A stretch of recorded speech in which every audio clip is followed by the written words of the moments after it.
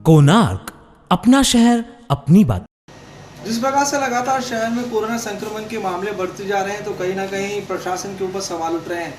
वहीं पर प्रशासन की यंत्रणा को लेकर भी कई बार सवाल उठे थे, जिसके बाद उल्लासनगर महानगर पालिका के आयुक्त द्वारा पत्रकार परिषद ली गई और जिस तरीके से यंत्रणा में सुधार किया जाएगा इन सभी बातों को सामने रखा गया। अब देखना तो यह है कि कितने समय में प्रशासन जो अपनी यंत्रणाओं को मजबूत कर पाता है और शहर में उपचार के लिए यानी कि कोरोना महामारी से निपटने के लिए तैयारियां देखने को मिलेगी। वहीं पे जनता की भी जो गलतियां हैं उसके ऊपर भी जो है हम उसे नज़रअंदाज नहीं कर सकते। जिस तरीके से हमने आपको पहले भी कहा था कि प्राइवेट लैब में जो टेस्टिंग की जाती है, जिसके बाद जो है रिपोर्ट प्रशासन द्वारा नागरिकों को देनी चाहिए कि हमारी जो रिपोर्ट आई है वो पॉजिटिव आई है, उसके बाद जो है आपको उपचार की जो है प्रक्रिया शुरू करनी चाहिए। लेकिन अब भी शहर में इस तरीके से जो है मामले सामने आ रहे हैं जहाँ पर जनता जो है प्राइवेट लैब में टेस्टिंग कर देती है, लेकिन इसकी जानकारी जो है उल्लासनगर महानगर पालिका को नहीं दी जाती और वो खुद ही डॉक्टर की सलाह से और मिली भगत की सलाह से जो है घर पे होम आइसोलेट हो जाते हैं। और होम आइसोलेट होने की जो भी प्रक्रिया होती है, जो कि नियम होते हैं, उसका उल्लंघन किया जाता है, जिसकी वजह से यह हो रहा है कि शहर में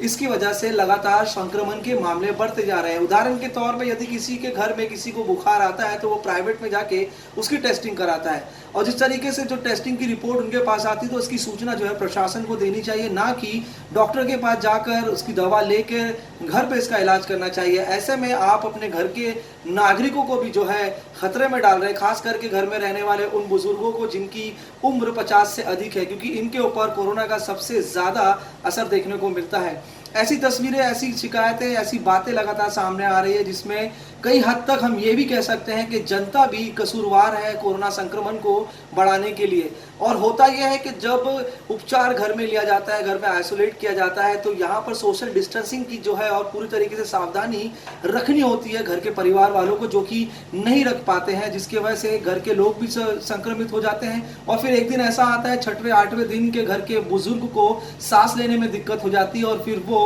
अस्पताल से अस्पताल भटकते रहते हैं, जहाँ पे उन्हें बेड नहीं मिलता, ऑक्सीजन नहीं मिल पाता, जिसकी वजह से घर के बुजुर्गों की जिनकी उम्र अधिक होती है और जो कि कोमोबिलिटी वाले पेशेंट होते हैं उनकी जानें चले जाती है। तो ऐसे में हम यही कहेंगे कि एक और प्रशासन जिस तरीके से कोशिश कर रहा है तो उस कोशिश में शहर की जनता, शहर के नागरिक भी सहयोग करें। आप यह नहीं कह सकते कि प्रशासन द्वारा किसी भी तरीके का उपचार ठीक से नहीं किया जा रहा है, लेकिन अगर आप उपचार लेने के लिए पहुंचेंगे ही नहीं, आप उपचार की जो प्रक्रिया है उसको प्रशासन के साथ सहायता नहीं करेंगे तो वहां पर गड़बड़ी होगी जरूर। प्रशासन आपके लिए उपचार की योजना बना रही है तो आपका भी अधिकार बनता है जिस सरकार को, जिस प्रशासन को आपने बनाया है उसी से अपना इलाज करवाएं, ना कि इस तरीके की लापरवाही करके घर पे ही खुद अपना उपचार करें, जिसके वजह से आपके घर वाले, आपके आसपास वाले, आपके जो नज़दीक लोग हैं उन्हें भी जो है संक्रमित आप करते हैं। आप अंदाज़ा लगा सकते हैं कि आप कितनी बड़ी गलतियां कर रहे हैं, क्योंकि जब कोरोना का असर देखने को मिलता है तब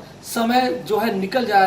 जाता है हाथ से, जिसके वजह से परिस्थितियों को कंट्रोल करना मुश्किल हो जाता है और घर के सदस्य की जान जा सकती है। ये आपका निजी निर्णय है कि आप प्राइवेट लैब से टेस्टिंग करा रहे हैं, लेकिन ये आपका जिम्मेदारी बनती है कि इसकी रिपोर्ट आप प्रशासन को जरूर दें और साथ ही घर के परिवार वालों को भी जो है जांच करवाएं। ऐसा नहीं कि घर का एक सदस्य पॉजिटिव आया है तो आप पॉजिटिव नहीं हो सकते, ये आपकी भी जिम्मेदारी बनती है। घर के सदस्यों की जान अगर आप बचाना चाहते हैं और संक्रमण से दूसरे लोगों को बचाना चाहते हैं तो खुद की भी जांच करवाएं और प्रशासन को इसकी जानकारी जरूर दें।